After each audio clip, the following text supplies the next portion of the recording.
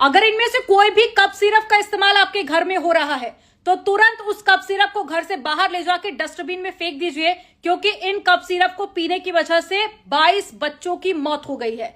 अब WHO की तरफ से एक चेतावनी देकर बताया गया है कि इन कप सिरप के अंदर केमिकल का इस्तेमाल किया जा रहा है जो बच्चे के लिए बहुत ही खतरनाक होती है और बच्चे की जान भी जा सकती है, क्योंकि बहुत ही खतरनाक ये केमिकल है। इन कप सिरप का नाम तुरंत नोट कर लीजिए। पहला तो है कोल्ड ड्रिफ्ट, दूसरी है रिलाइफ और तीसरी कप सिरप का नाम है रेसिपी फ्रेश। इनमें से कोई भी कप सिरप का इस्तेमाल अगर आपके घर में हो रहा है तो तुरंत बंद कर दीजिए और इस वीडियो को जितना हो सके अपनों के साथ में शेयर कीजिएगा ताकि आपके अपने भी जान सकें।